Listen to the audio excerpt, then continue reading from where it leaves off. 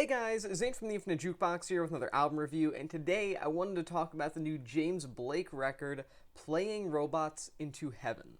James Blake is someone that I want to love, and I don't. I mean, the man's a great producer, his general solo body of work is undeniably unique in a variety of ways, and when you really think about it, the overall impact that he's had on alternative R&B in the modern era is actually pretty huge if you're really just considering how omnipresent he's been ever since his 2011 self-titled album. That being said, no matter what he does, for the most part at least, he just doesn't click with me. And that's a me thing, not a him thing. There's just very little throughout the James Blake catalog that keeps me yearning for more from him. And really, excluding his self-titled album from 2011, which I mentioned before, and the 2013 record Overgrown, I generally feel passive towards the vast majority of his work, and at worst I find myself being fairly bored by some of the weaker Blake efforts. I'm not necessarily saying that he has a weak discography per se, but at the same time, again, the vast majority of his output up to this point has not really touched me in the way that a vast majority of other electronic R&B fusion producers out there are doing right now. Playing Robots into Heaven, however, this is a completely different story. Rather than just being another James Blake effort that has strong, albeit not necessarily memorable production work and not much else to say, Playing Robots into Heaven really does feel like a step in the best possible direction, and that direction is electronic. Playing Robots into Heaven really does lean into the electronic implications of its title. I mean, come on, this album has the word robot in the title. Obviously, it's going to be mechanical to some degree. It kind of has to. In all seriousness, though, Blake's latest album really is a huge step in the electronic direction, which I ultimately think is a great thing for him to do artistically. I think it works out beautifully, which I will touch on in a moment. That being said, that doesn't necessarily mean that the alt R&B influences are completely just tossed out the window here. In fact, they are still heavily incorporated on a variety of tracks. Again, another thing I will touch on in a moment. But that being said, I do think that the vast majority of the record is more heavily leaning into the abilities that Blake has as not only a producer, but also as a composer of electronic music, and again, I think it's for the better. Ultimately, it allows the record to be a beautiful demonstration of some of James Blake's best abilities as an artist, some of the best aspects of his music over the course of the past decade and a half or so are really heavily on display here and generally being highlighted in a way that feels constantly successful without really a single miss on the entire track list. Blake also toys around with a variety of electronic subgenres, whether it be future garage or even a bit of dubstep here and there, and ultimately the versatility of the many different electronic niches presented on this album allows everything to feel super modernized and fresh, and that's saying something considering James Blake is arguably one of the most dominant figures in not only electronic music, not only R&B, but the entire music industry as far as keeping up with the times goes. For example, there's the icy, sample-heavy He's Been Wonderful with a really good Pastor T.L. Barrett sample that I feel like really puts together the track into a more full form, just sort of ties the many different minimalistic elements of the song together. There's also Night Sky, and it's particularly surreal, almost nocturnal kind of vibe about it. It's haunting, and it's particularly a standout, beautiful track on an album that's filled with a lot of really pretty, well-made songs.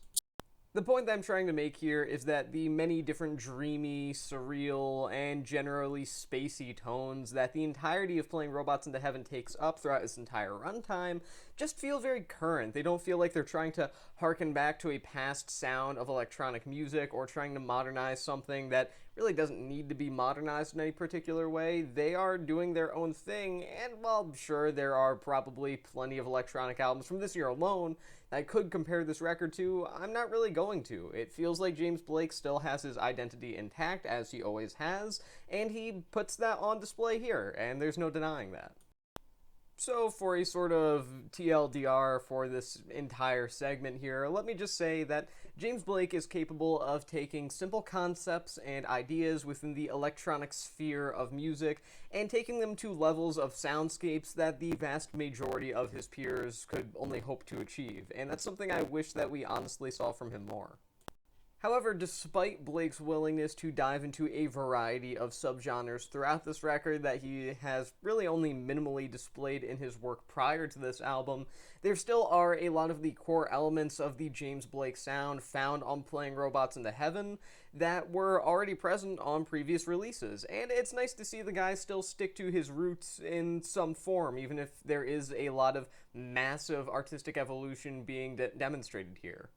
For example, the usage of minimalism and intentionally sparse atmospheres, key elements to much of the James Blake discography from album to album, song to song, is played up once again on Playing Robots into Heaven via tracks like I Want You to Know, and it's to an extremely successful degree. There isn't a single moment here that I feel is too bare bones for its own good, and as a whole, I think that the entirety of the record beautifully manages to morph a lot of these different open spaces to their own whim, and ultimately it results in a record that feels well made despite its, again, more minimalistic approach to a lot of different sounds and emotions. Much of the R&B adjacent sound here is also not necessarily all that different from a more R&B focused record like, say, Assume Form, for example. However, it is presented in a different light, so I will say be prepared for that if you are used to the kind of sounds that Blake was providing on some of his past couple of records. Songs like Loading and Fire the Editor, for example, have these excellent human vocals that are provided throughout that give a cold yet human touch to everything, ultimately resulting in a lot of the record feeling very heartfelt despite it still having its more mechanical, synthetic, and industrialized vibes going on throughout due to the just plain nature of the composition of the record. I really do feel like there is a great achievement going on here just by managing to make, again, very industrialized sounds come across as very personable. It's something that's definitely difficult to achieve, and while I won't say that this record blew me away or brought me to tears or anything like that, I do think it's a highly commendable thing that Blake has pulled off here. In an odd sort of way, Playing Robots into Heaven actually feels directly intertwined and interwoven with the vast majority of the James Blake catalog. I mean, on one hand, there are a number of ways where Blake is retreading old influences, old ideas, and things that have, for the most part, made up a lot of his most iconic releases up to this point. Some of his most praised records are comprised of elements that are still found on his latest. On the other hand, a lot of the older sounds that we still find on this record that you will be familiarized with if you are a longtime James Blake fan are combined with new, fresh ideas and modernized revamps of older styles, ultimately resulting in what is a wholly unique listening experience, not only in the context of Blake's career, but also just in the context of electronic music being put out this year. And all of this is neatly tied together by Blake's production work, which is nothing short of excellent. I mean, honestly, I don't really think I need to talk too much about that.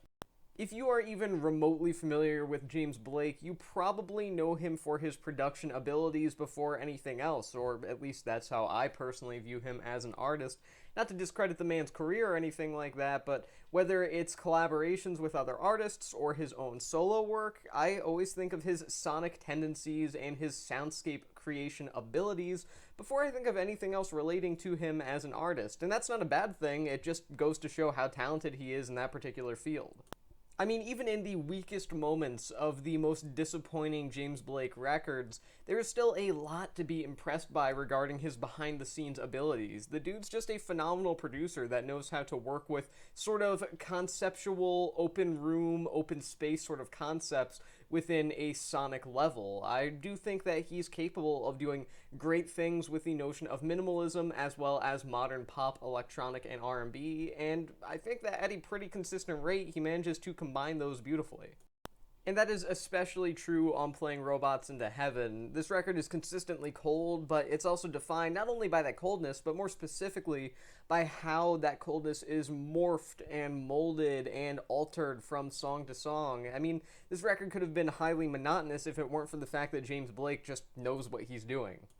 For example, you have a track like Big Hammer that could understandably be perceived as somewhat uneasy by your average listener, and that's an intentional artistic choice that's being made here, and a good one in my eyes.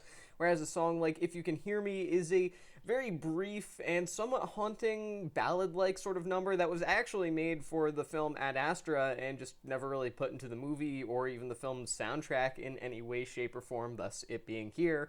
My point is that there are a lot of tracks here, in fact almost every single track, that has some sort of lack of emotion, which then in and of itself leads to there being a lot of emotion. It's oxymoronic, but James Blake makes it work.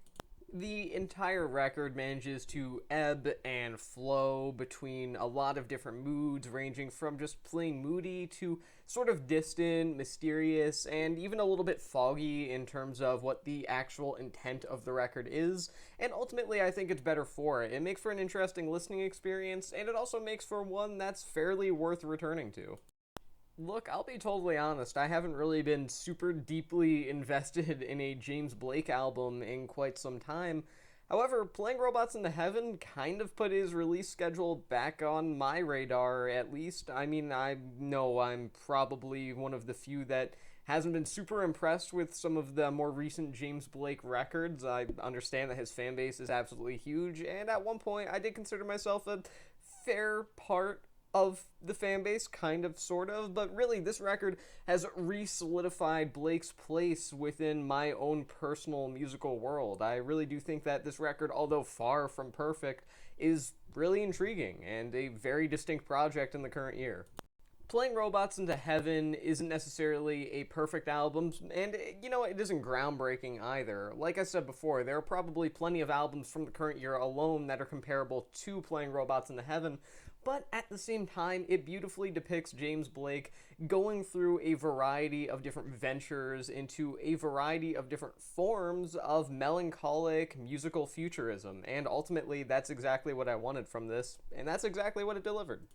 In his best moments, James Blake can feel like a sort of chilling visionary for an uncertain future that's just as unknowable and as questionable as why he hasn't been putting music like this out more often.